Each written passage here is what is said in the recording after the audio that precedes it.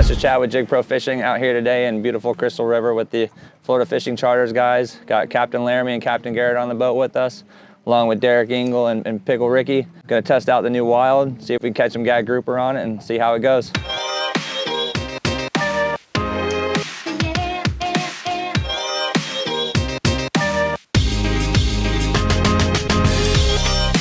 So these Gag Grouper, they're pretty tight to the bottom, so as soon as we hit, we're gonna start fishing pretty much immediately. This WYLD's very effective with very short movements. So I just touch the bottom, just gonna start working the jig. Nothing quick, just nice and easy. I'm gonna get about 4 cranks up, right back down to the bottom.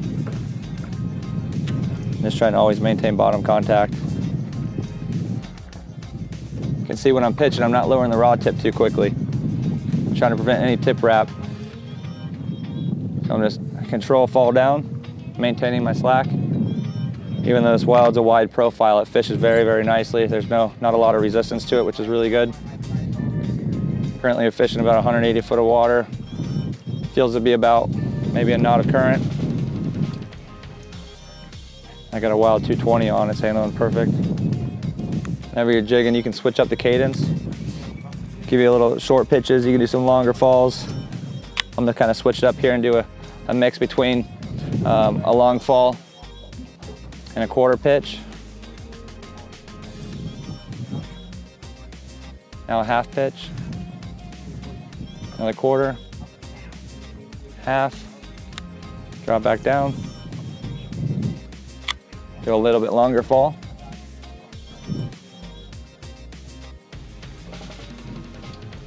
I'm just trying to find a cadence that these fish are into right now, so still early in the morning trying to find out what they're keyed into.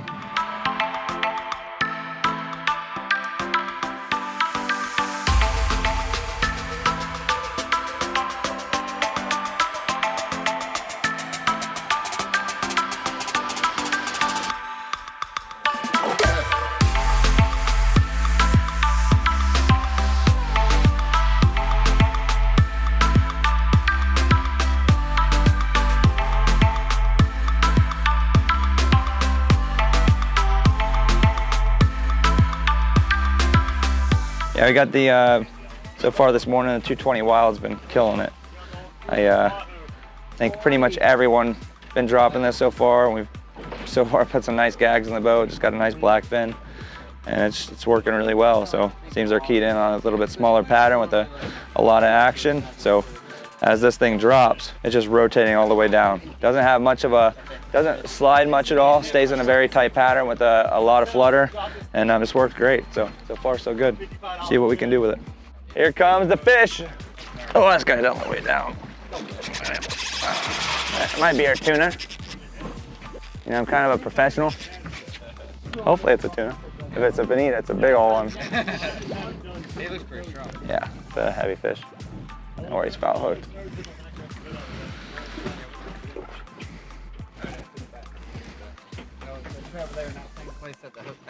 You want to gap him or no? No, it's up to you. Yeah, I mean it's fine. We can try the head. Yeah. He's hooked good, so we can take our time with him. He'd be surprised. Oh my God. How about that? That'll work. Yeah. Look at that. Appreciate it, Laramie. Thanks, sir. So that tuna ate it on the drop. Dropped it in about 100 foot down. This starts taking off, and usually when that happens, it's either a tuna or bonita or an amberjack. Here I'm lucky enough to get this nice blackfin, so good deal. There's a lot of pelagics on this spot, so I'm just trying to keep it really tight at the bottom. Trying to avoid the wahoo or the tuna. I don't really want to target those. I really want to target these gags. So I'm just trying to stay really tight at the bottom. So I'm going to stay within probably 9 foot of the bottom right now. Every handle crank is about 3 feet. So I just count my cranks, trying to keep an eye on where I'm at. I'm gonna get a shirt made that says, "It's a grouper." It's a grouper, yeah. It was wishful thinking. They're making fun of me for guessing the wrong fish species all the time. fair enough. You never know what's gonna work. Each day's a little different. Some days the fish are keyed into a really fast movement. Other days they're really keyed into a very, very slow movement. Just because a jig is a little bit longer or narrower, you can still try everything with every jig and just see what works for you. And one thing that'll help is if you're trying out a new jig, you can put it just about 10 feet below the surface and work the jig and kind of see what kind of action it has, and that can help you dictate what you want to do with that jig. And so every time I get a new jig, the first thing I do is I drop it down just where I can see the jig, and I'll just give it a couple jerks and see what the action's like. And then I try to mimic that down below and just adjust accordingly to what I think the fish really would want. But obviously I'm not a fish, so it's a total guessing game. Oh, there you go. There's the bite. Go! There he is.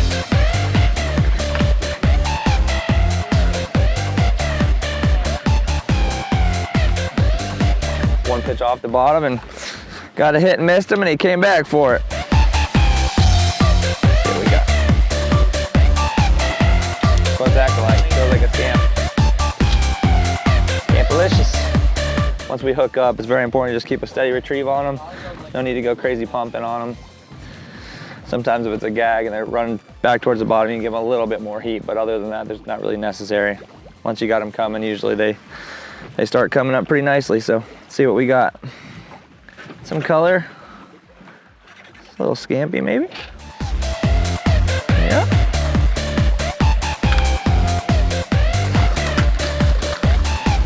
Scamp on the strike. That's a cool little fish.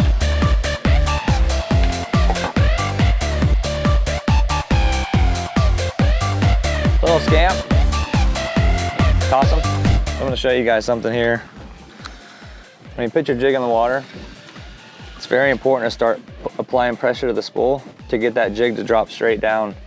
If we don't do this, as soon as that jig hits the water, it's going to start fishing.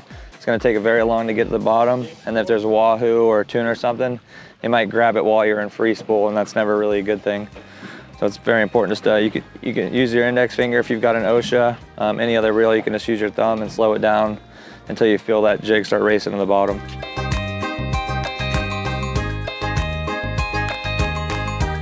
There he is.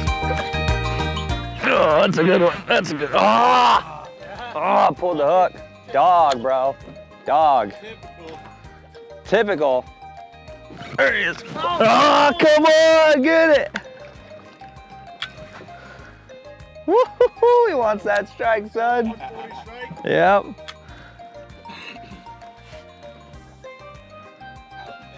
Yep.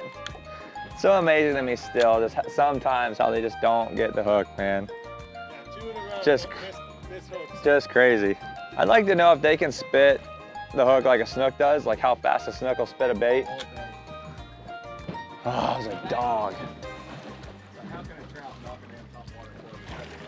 6 times. Yeah. There he is. That's the one. That's the one. That's the big one. That's the one. He came back a 3rd time, baby. 3rd time's the charm. He was just following that thing.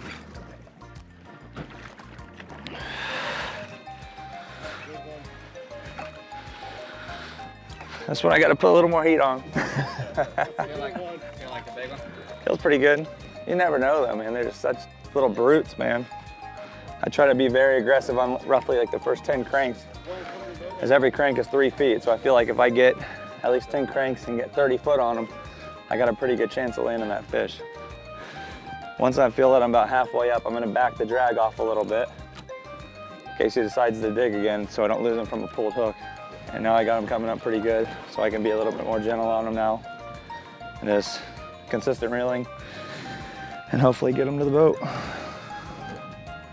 Big ol' red. Wah, wah, wah. Still a cool fish, but unfortunately they're out of season.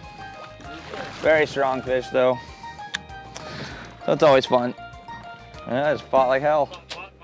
Fought like he was 20 pounds. It is crazy how hard those little guys are brutes, man. Dude, he was after it. Yeah, nothing quite pulls like a red. Yeah, on that drift I was using 140 strike and the Crackle chartreuse. Very effective.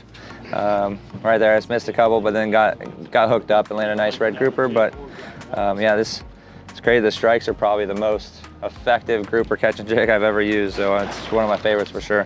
Generally, when I get on a spot, I always start with a two. Like for anything, like I would say 300 foot plus, I'm always going to start with a 240 strike and kind of get a feel for what the water conditions are doing.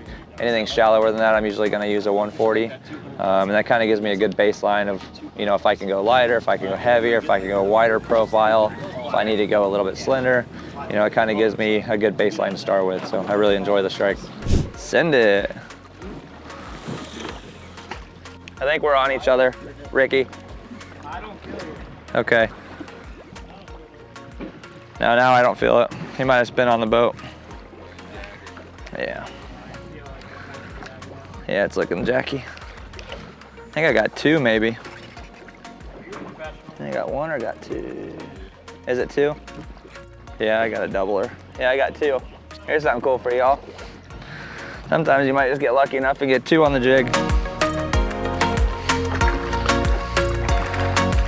I double up on the wild.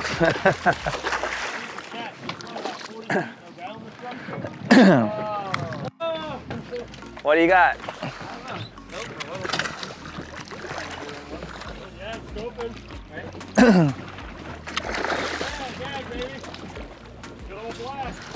So this is what I like about just the two single hooks. I can reach down here and grab the jig, and I don't got to worry about an extra hook stabbing me in the arm.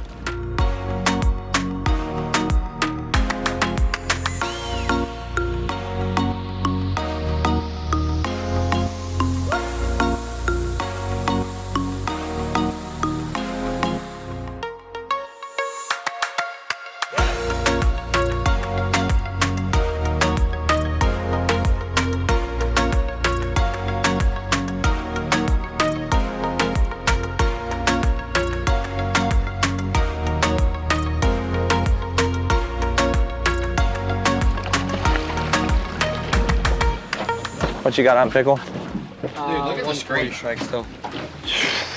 Look at AJ's all lit up, dude. Yeah. I thought that was right. I know, I did too, buddy. It almost looks like a gag. It's a gag. I hope it's a big stain. Not a jack. It's floating up. Right color? Almost looking scampy. Nice. Oh. Red grouper. Red. Oh. That's a little red grouper. Snapper. A new species for the day. Yeah. It's one of the best eating fish there is right there. It's a perfect eating size too if they were in season, but currently they're not. We got pretty spoiled in Florida this year and got a good season anyway, so this one can go back. And he's off.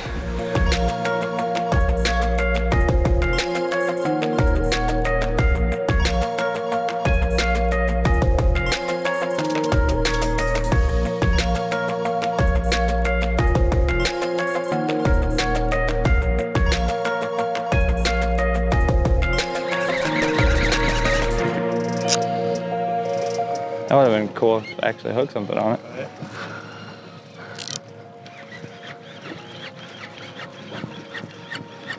I feel like it works the jig all right, Pickle? Yeah, definitely. Ain't nothing but a peanut. See, the trick is when you catch one like this, you long arm it big time. He's huge now.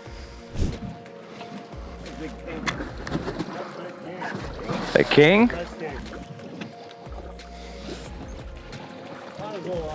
Yeah. Like that. Yeah. It's nowhere near peak. Already shot. Yep. Fish dip. Nice fish, bud. Yeah. Hell yeah, nice fish, Pick. On the broad. Attaboy. Yeah. Nice. It's a thick one.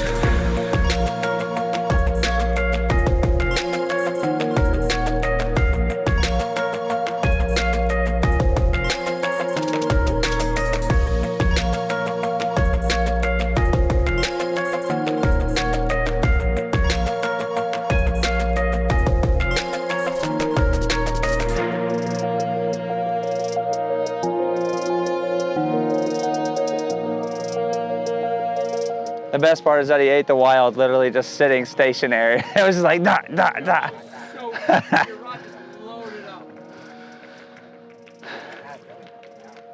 Fish? Yeah, it's a decent one. Nice. I think it looks good, Rick.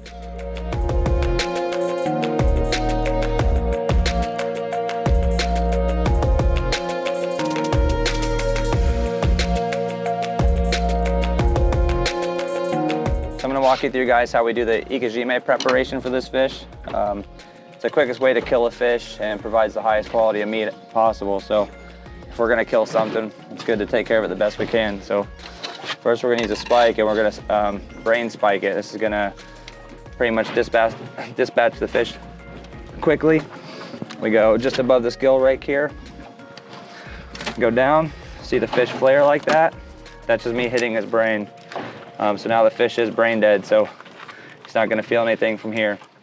The next step is we're going to make 2 cuts on the inside of his gills here so we can bleed him. Still sharpened. On each side of the gills. Okay, so now we're going to put him in salt water here. And now what I'm going to do is I'm going to split the tail back here. I can't cut all the way through because it's illegal to cut a tail off a fish while you're on the water, so keep that in mind. So now, if you want to come up here, Alana. So if I look at the spine, just below it I have a hole for the main artery, and there's a hole just above it. That is the nerve canal. So I'm going to take this wire, and now we're going to sever all the nerves in the fish. So I'm going to locate this hole on top of the spine. And this is going to look gruesome, but this is just nerves. We've already killed the fish, so now this is just severing all the nerves of the fish. I'm going to run this wire down the spinal column, and this is severing all the nerves in the fish. And what this is doing is preventing lactic acid buildup in the meat that causes fish to spoil quicker. It's going to delay the rigor process as well, and it's just going to provide for a much longer lasting fish in the refrigerator or however you want to process it. So we're going to let that fish bleed out here in the salt water, and then we're going to get it on an ice slush. So that's about it.